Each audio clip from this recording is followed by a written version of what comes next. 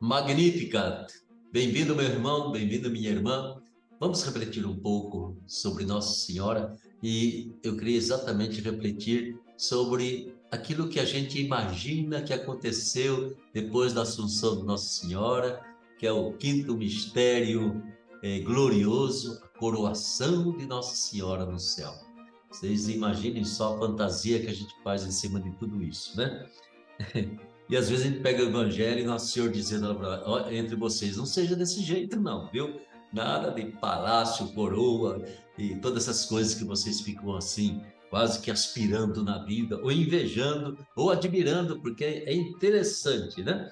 Como que não sai da nossa cabeça essa admiração por reis, rainhas, palácios, corte e tudo aquilo. E a gente acaba jogando tudo isso em cima dos santos e principalmente em cima de Nossa Senhora ou de Jesus. Era bom que a gente conseguisse perceber que sentido que tem isso, qual é o sentido mais profundo dessa Nossa Senhora coroada, né? Ou então dessa pequenina imagem de barro de Nossa Senhora Aparecida, que foi encontrada quebrada, né? Colada com cera de abelha, e de repente lá vamos nós colocar um manto, lá vem a princesa Isabel trazer uma coroa, pôr na cabeça dela, e parece que ela está morando lá no palácio, né? E, no entanto, ela nunca saiu da sua capelinha aqui, uma capelinha que foi crescendo, se tornou agora uma basílica, mas é a mesma que foi achada no fundo do rio Paraíba, ali por três pescadores. E ela continua presente na vida dos três pescadores. Então, eu queria conversar mais uma vez com o nosso querido amigo mariólogo Vinícius, e ele vai trazer para nós, certamente, uma forma de entender essas expressões tão humanas que nós temos, mas que podem, eventualmente, ter uma significação um pouco mais profunda, ir além daquilo que Jesus nunca quis, que a gente fosse rei, fosse rainha, fosse fulano, fosse ciclano, mas que a gente fosse humano, fosse fraterno e fosse santo. É tudo que Nosso Senhor quer de nós. Vinícius, mais uma vez bem-vindo ao nosso programa Magnífica.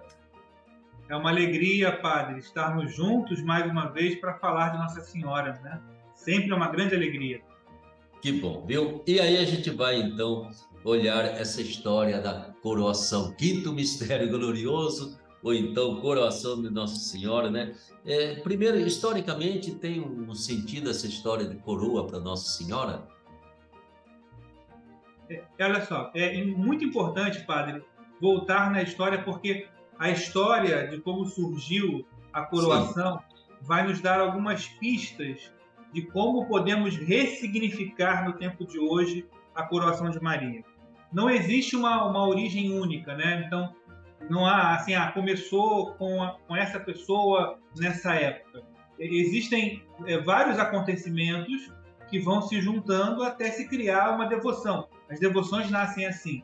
O registro mais antigo que se tem data do século IV, de Santo Efrem, quando ele vai se referir a Nossa Senhora como rainha, né? Mas sim, preste atenção, quando Santo Efrem ele vai falar de Maria como a rainha, ele está falando ligada ao rei. E nessa mesmo texto que ele cita Maria como rainha, ele fala que ela é o trono de Deus. Então, é uma rainha que ao mesmo tempo é trono de Deus. Isso entrou para a história da igreja, então a devoção a Maria começou a crescer bastante lá pelo século IV, com a definição do dogma, da Theotokos e tudo mais. Então, isso foi incorporado ao patrimônio devocional da Igreja Católica. Quando chegamos lá na Idade Média, né, com São Felipe Neri, a gente percebe que São Felipe Neri vai desenvolver, no mês de maio, por exemplo, uma devoção da coroa de rosas. Né? sei. Então, oferecer uma coroa de rosas para Maria seria uma expressão de amor. Não tinha ainda essa coroa como rainha que a gente coloca, né, na cabeça dela hoje. Tinha essa referência a ela como rainha, a referência anterior a isso é século IV, e São Felipe Neri vai falar da coroa de rosas, coroa de amor. E Pio XII vai fechar isso com a sua carta Ad Celi Regina, quando ele define que o dia 31 de maio é o dia onde a liturgia vai celebrar Nossa Senhora como rainha. Depois da reforma litúrgica, esse dia passou para 22 de agosto, né? E quando ele escreve essa carta, Pio XII, ele vai dizer que definir Maria como rainha é para que todo o gênero humano possa se consagrar a ela. Então, eu queria chamar a atenção, padre, que historicamente falando, essa expressão, ela como rainha, nasce dessa visão de Nossa Senhora ligada ao Cristo, ela como trono de Deus, como expressão de amor em São Filipe Neri e como consagração. Em nenhum momento isso aparece como reconhecimento de realeza, e isso a carga cultural foi sendo acrescentado. Mas originalmente não foram essas as motivações originais, padre. Eu creio que isso nos coloca assim uma atenção, um cuidado muito importante, né? Que normalmente títulos de rei e rainha têm a ver com a dimensão de poder, né? E de disputa de poder aqui na Terra, né? E são assim castas que existem no mundo, porque somos descendentes de reis e rainhas, somos sangue azul, somos diferentes do resto, né? E absolutamente, então, se a gente quiser usar esse título para Maria Santíssima, ele tem que ter um simbolismo diferente, exatamente porque aqui está aquilo que é o não poder, aqui está o mistério de amor, de servidão, né? De assumir a vontade de Deus na vida e vivenciar essa vontade. Então, a gente nunca pode fazer a conotação natural que se faz de rei e rainha com o poder, a dominação, como estar por cima de todos, como quase que se até chama de súditos, né? O resto é tudo sujeito, né? Aqui você tem uma rainha que são todos filhos e filhas. E essa rainha, então, é rainha de amor. Eu acho que é o título melhor que se pode ter, é uma rainha de amor, né? É uma dimensão que, se escapar essa dimensão da nossa fantasia, a gente estaria quase que ofendendo Nossa Senhora. Ela vai dizer, não, muito obrigado, joga fora essa coroa, joga fora esse manto, que eu não sou nada disso, né? Entre vocês não vai ser assim, já dizia Jesus, né? Eu acho que são coisas que são muito delicadas, porque facilmente elas se confundem, não é mesmo, Vinícius? É uma facilidade imensa de se confundir, e eu via na tradição espanhola, portuguesa menos, né? Aquela história, então, de como a gente paga imposto para a rainha. O pessoal da procissão, na Itália ainda tem isso, é um tal de pegar nota de dinheiro e grudar no manto de Nossa Senhora, e a procissão andando, o pessoal tentando. Eu falei, meu Deus do céu, o que passa na cabeça da pessoa? Será que é um sentimento de amor, ou de sujeição, ou de proteção, ou de promessa, ou está comprando alguma coisa? O que a pessoa está fazendo com isso? É interessante, padre, porque quando o Santo Efrem ele propõe enxergar Maria como a rainha, como o trono de Deus, nós não tínhamos ainda, isso é bem antes da época medieval, então não se tem essa noção de realeza como soberania, né? Então isso não é que não existia monarquia na época, existia, mas essa monarquia ela foi de forma muito acentuada, vivida na época medieval, e ela assumiu um caráter de soberania e de súditos, né? Então, na Idade Média, a gente encontra os soberanos e os seus súditos e também os feudos, né? Ali onde os pequenos reinos, onde essa monarquia exercia poder de vida e de morte.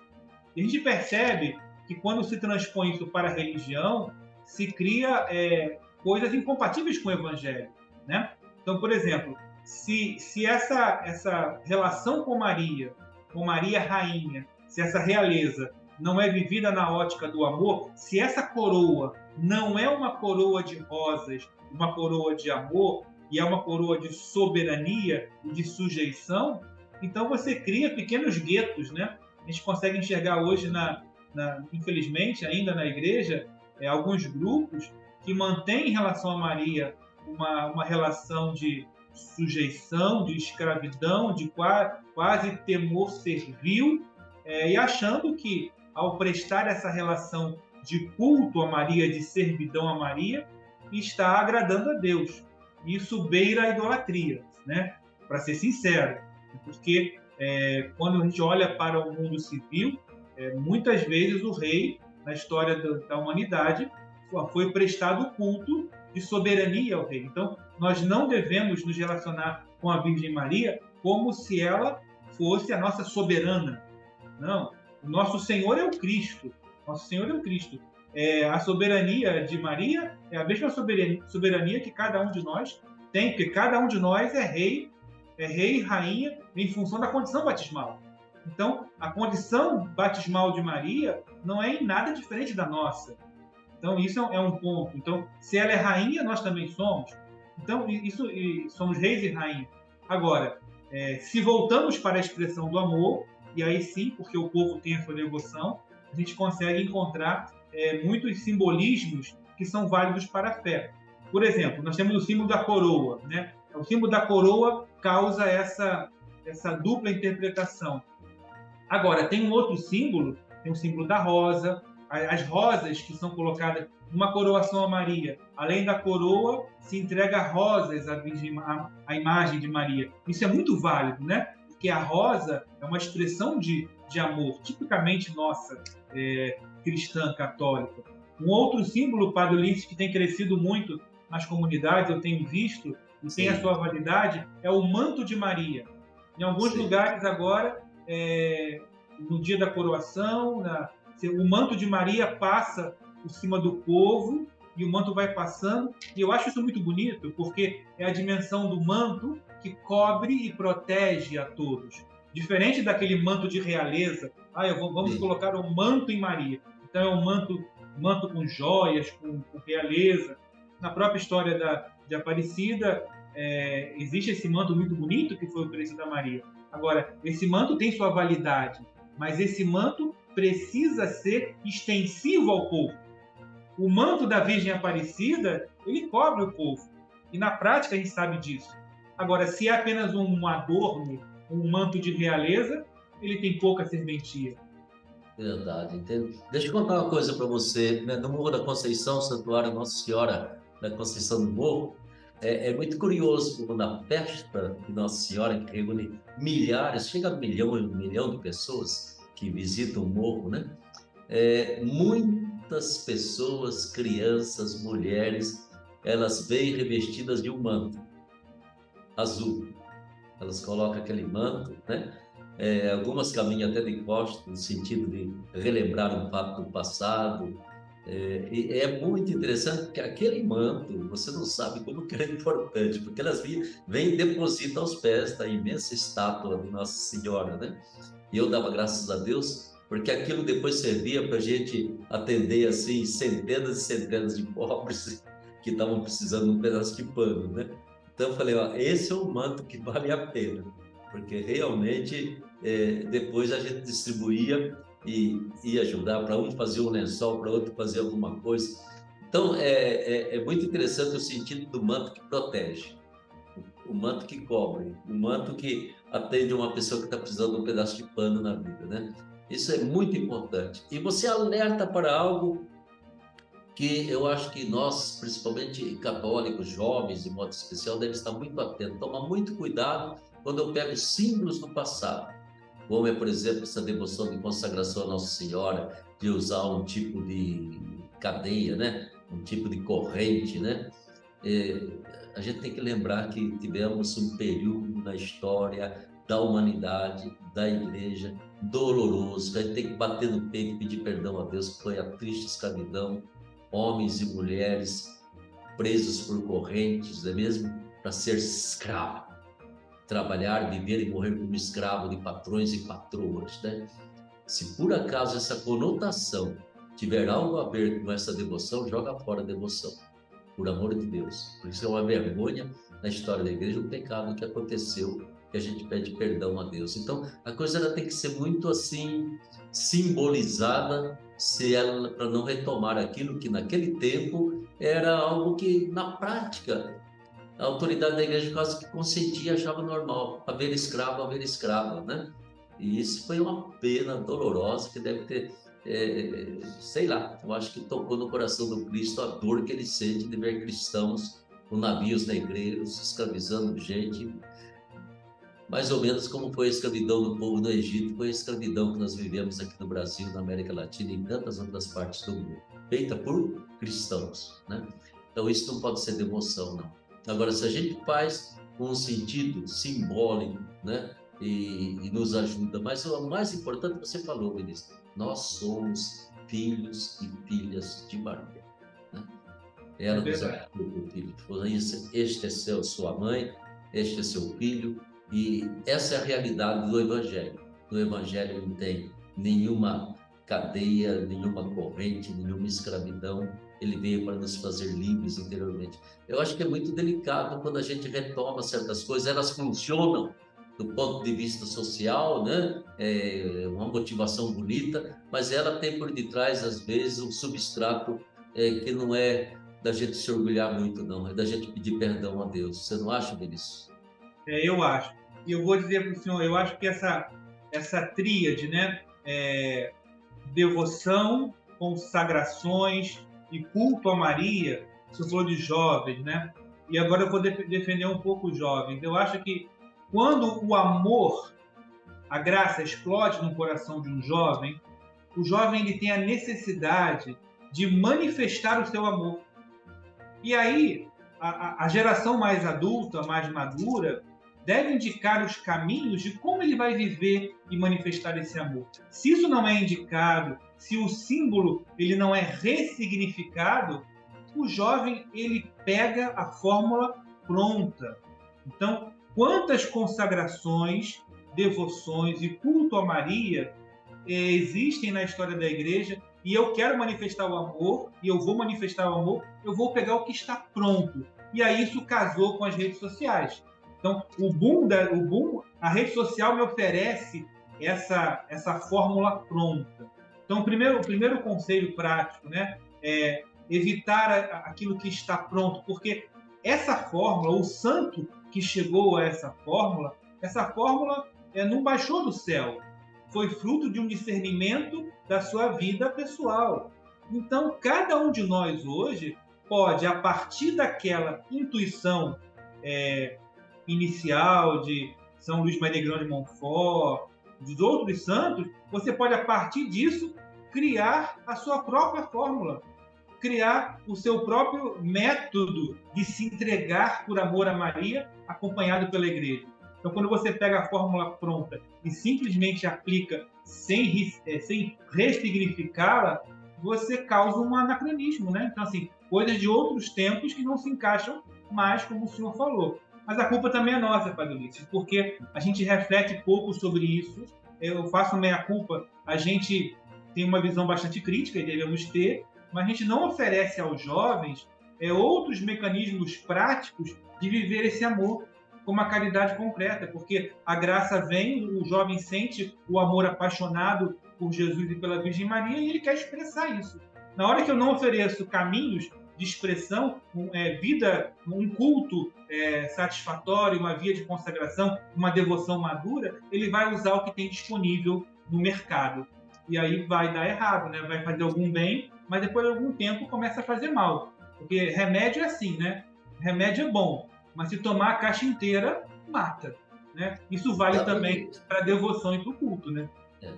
E eu acho que sempre a grande tentação, né, que a gente tem aquela tendência de ser atraído por ela, né, e escapar da essência da revelação cristã, né, é essa tendência para o poder e para a simbologia do poder, né? E que a gente se coloca debaixo de alguém todo-poderoso, e usamos até hoje essa expressão, né? E eu sou aqui o servidor humilde, o servo inútil, né? No fundo, essa relação que já houve em toda a mitologia pagã, e sempre ela se opõe ao mistério da encarnação. Ou eu acredito que Deus tanto me amou que me mandou seu Filho único e se fez igual a mim, né? Ou melhor, São Paulo vai dizer, se humilhou, esqueceu sua divindade e veio até nós, né? E a aposta, ou a fé, ou a opção, a escolha do cristão é esse lado aqui. Ame a Deus e ame o próximo. e não vá submeter, ser servo, ser dominado. Quer dizer, Jesus não quer que a gente domine e também não quer que a gente se faça dominar, subjugar, né? Ele quer que eu seja livre e que eu ame. Eu acho que é uma tentação imensa, né? Porque o amor, ele me traz um compromisso nada fácil, né? O poder pode me colocar numa passividade. Eu obedeço, eu ganho méritos diante do patrão, do poderoso, de Deus, de Nossa Senhora, né? E eu vou ganhando na medida que eu sirvo. Enquanto que o amor, ele exige de mim, né, uma vida de dedicação. Eu não posso ser passivo, eu tenho que ser ativo no amor, né? E eu acho que quase sempre a gente balança nesses dois pratos dessa balança, né? O poder é atraente, porque ele me dá uma visibilidade muito maior. O amor, ele está escondido, né? Ele depende de uma autenticidade interior minha, né? Que eu não posso tocar trombeta à minha frente, que eu fiz isso, fiz aquilo, né? Então ele é menos atraente, embora ele seja muito mais significativo para a vida, é ele que dá o sentido da nossa existência. Eu acho que está sempre essa tentação, e vira mexe, como você diz, entra até o mundo comercial, o mundo político, o mundo de disputas e competições no mundo, exatamente em cima daquilo que é a busca do poder, a busca dos benesses do poder, dos méritos do poder, né? E não o desafio de pura e simplesmente amar e ser amado. Tu quer ver uma coisa? Quando a gente pensa, o senhor falava do quinto mistério do Santo Rosário, o mistério glorioso, que é a coroação gloriosa de Nossa Senhora como Rainha do Céu e da Terra. Veja, o mistério é a coroação dela como Rainha do Céu e da Terra, e se você entende esse mistério como simples reconhecimento da sua grandeza, da sua grandiosidade, apenas ela como rainha, isso não faz muito sentido. Agora, a sua glorificação faz sentido. Veja, Sim. se lá em Ireneu a glória de Deus é o homem, é o ser humano vivo, se a glória de Deus é o ser humano vivo, qual é a glória de Maria? É o ser humano vivo. Então, a Maria glorificada é a Maria que se preocupa com os excluídos, com os pobres, com os que sofrem. Então, o grande mistério a ser contemplado é o mistério da glorificação, que é o mistério desse mistério onde Deus assumiu a humanidade e nós também devemos assumir a humanidade que nos serve. É esse mistério que é contemplado. Agora, se você desconfigura isso e apenas contempla a coroa de Maria, se aquilo é só uma coroa, se aquilo é só um reconhecimento de poder, você perde o sentido da glória de Deus. E a glória de Deus é o ser humano vivo. Então, aqueles que estão à nossa volta precisam participar desse processo de glorificação. E isso muda tudo. E a receita é o amor, né? Então, no reconhecimento do poder não há amor, há só um status. Porque ninguém ama o soberano. Presta culto, presta respeito. A gente ama aquele que está ao nosso lado, né? Que precisa desse amor de Deus. E é importante essa percepção, não é mesmo? Entre graça e glória, né? Quanto mais eu vivo na graça de Deus, né, mais eu estou dando glória a Deus, né? Isso é importante. A glória de Deus somos nós quando vivemos em comunhão, em união com Ele. E é tão importante a gente perceber que a glória não é uma recompensa. Eu vou me comportar direitinho, né? A glória é um estado de vida, é uma atitude de vida, é um jeito de viver, de proceder, né? Pelo qual eu, vivendo na graça, eu faço as obras que Deus pede de mim e Deus se sente glorificado pelas minhas opções de vida, pelas minhas ideias, pelas minhas palavras, por aquilo que eu faço, né? E eu creio que é tão importante essa percepção de que a glória não vem depois, né? A glória acontece na hora que eu estou nascendo, já é uma glória para Deus. Estou nascendo. Meu batismo é uma glória. Na medida que eu vou vivendo essa união profunda com esse mistério do divino que provocou a minha existência. E eu vou viver em função, então, daquele que me deu a vida, me deu a existência. Eu acho que é um aspecto muito importante, porque você veja, quando você celebra Maria, Imaculada Conceição, né? Como se diz, a relação entre os dogmas. É tão bonito perceber, né? começa ali a glória de Maria. Ela não foi coroada depois que foi para o céu. Começa ali a glória dela, né? E ela foi vivendo essa glória no seu filho, aos pés da cruz. Sempre é o mistério de uma glória, que significa um louvor, que eu dou àquele que é a fonte do meu ser, a fonte da minha vida, e ao qual eu tenho que voltar, chegar um dia. Eu acho que nos dá, então, isso aí é uma outra disposição para coroar Nossa Senhora. Eu também, com você, eu acho muito bonito coroar Nossa Senhora de Rosas, viu? É o símbolo mais bonito que tem. Aí está a minha rosa de cavalheiro. Eu entrego àquela que me ama e que eu amo de todo o coração. Tá bom, mais uma palavrinha então para a gente poder, nesse Magnífica tão bonito sobre a coroação de Nossa Senhora. E principalmente que catequeticamente a gente assimile isso dentro do grande quadro, ou do grande contexto do amor que nos vem do Evangelho, né? Aí sim, essa coroação pode ter alguma significação. Eu diria o seguinte, eu diria que a grande vantagem dessa devoção da coroação a Nossa Senhora está na catequese, porque a partir da coroação se pode fazer uma bonita catequese sobre a realidade do céu, a realidade da glória. O senhor falava assim da Maria que caminhava de glória em glória. Se eu lembro de Caná, por exemplo, no versículo 11 do capítulo 2 de João, quando termina o milagre de Caná, o evangelista João ele é sistemático. Ele fala, manifestou a sua glória e os seus discípulos creram nele. Então, a glória tem uma função de levar a crer. Então, a glória não é o ponto final. A glória é etapa, é processo. Então, reconhecer a glória de Deus no dia a dia da existência me leva a crer e a viver cada vez mais. Isso na catequese tem sua importância. Então, quando você reconhece que Maria está na glória, não é só a coroação de Maria, mas que ela está na glória, é possível fazer a partir disso uma catequese sobre a vocação humana, sobre a fé da igreja, o caminho da igreja. É uma igreja que está na terra, peregrina, a igreja padecente, a igreja triunfante, mas é uma única igreja. Então, são elementos da catequese que se consegue fazer a partir da coroação de Maria, como aquela que já chegou aonde nós vamos chegar. Aí pode ter uma criança que vai perguntar assim: ô tia, então quer dizer que eu também vou ser coroado? Né? Seria uma pergunta justa, e as crianças têm essas perguntas. Sim, porque mas não é uma coroa de poder, né? Então é possível trabalhar com a criança e você já pode viver ser coroado se você fizer uma atitude boa, né? Instigar as crianças a fazerem coisas boas, bons gestos de caridade.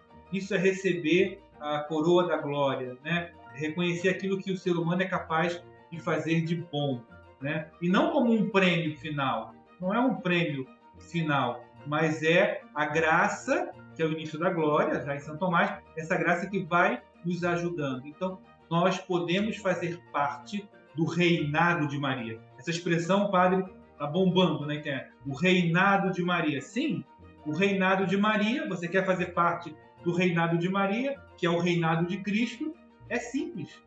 Comece a lavar os pés daqueles que estão ao seu lado. Porque esse é o tipo de reinado. E o Cristo falou isso na última ceia. É assim que deve ser o meu reinado. Então, eu acho que tem muito material catequético para ser explorado a partir dessa devoção, dessa prática devocional da coroação de Maria. Eu acho que as rosas são importantíssimas e acho que o manto tem o seu valor também. O manto tem sido um símbolo que tem crescido. Eu acho que deva valorizar o manto também, padre. Exatamente. Tá aí, batemos um papo então sobre a coroação de Nossa Senhora. Eu costumava dizer para o pessoal, quando acontecia essa coroação, falava: olha, você quer coroar Nossa Senhora de verdade? Coroe o seu próximo, né? Dê valor ao próximo, coloque uma coroa na cabeça de cada um que convive com você, que trabalha com você, com quem você se encontra na comunidade. Coroe, quer dizer, dê um sinal do seu respeito, do valor que ela tem, faça que ela perceba que ela tem uma coroa na cabeça e ela é respeitada, né? E ao mesmo tempo, o cuidado, o amor, a ajuda que a gente pode prestar a cada um. porque é no serviço que se revela o reinado de Deus, né? Jesus criou um reino que é exatamente o oposto dos reinos da terra. É um reino de quem serve, é um reino de quem lava os pés, é um reino de quem dá a vida pelo outro. É esse o reino de Jesus. O resto é reino desta terra, onde a gente sofre toda a vida para tentar ser livre, nem sempre consegue ter vida, justiça, amor e união. Então, da Nossa Senhora, ela seguiu esse caminho, gente. Sempre que nós damos esses títulos bombásticos a Nossa Senhora, nunca se esqueça de abrir o seu evangelho e conferir. É por aí que Nossa Senhora viveu, foi isso que ela desejou, porque é no evangelho que a gente autentifica a validade daquilo que nós fazemos hoje. Sem esse evangelho, nada tem sentido. E a gente tem que dar assim uma simbolização muito forte para que algo adquira um sentido atual para nós. Mas não fuja do evangelho de Jesus, principalmente aquele Cristo prostrado aos pés dos seus apóstolos, lavando os pés dele, daquela Maria servindo Isabel, procurando ajudar, e daquela Maria que ajudou aqueles apóstolos a formarem uma nova comunidade, um sinal vivo do reino de Deus, partilhando seus bens, ajudando um ao outro, levando a palavra de Jesus a todo mundo. Aí sim, aí está uma coroa invisível, maravilhosa, e que vale a pena a gente celebrar. Vinícius, mais uma vez, muito obrigado, meu irmão, pela sua presença, pela sua colaboração, pela sua reflexão. Amém. Alegria nossa. Sigamos Isso. juntos com Maria. Isso mesmo, viu? E também para você que nos acompanhou, então, muito obrigado, viu?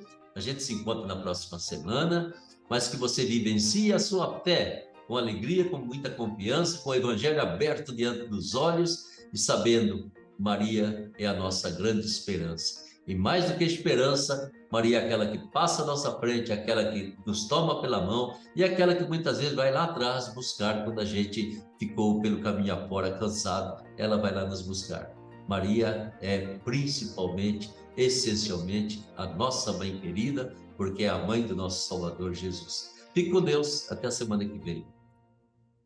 Academia Marial de Aparecida, em parceria com a Faculdade de Uniana de Taubaté, quer formar a 4ª turma de pós-graduação em Mariologia. Veja que beleza, você que traz no seu coração a inquietação de conhecer melhor Nossa Senhora, de ver qual o lugar de Nossa Senhora dentro da teologia católica, está essa oportunidade grande para você.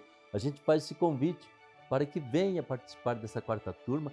Vamos iniciar, se Deus quiser, a 4ª turma no próximo janeiro de 2024. Quer maiores informações? Entra aí no site a12.com/Academia Marial. É Nossa Senhora Aparecida que faz esse convite para você. Se tiver condições, seja bem-vindo para formar essa 4ª turma e para caminharmos então ao longo de 4 módulos de Teologia Mariana.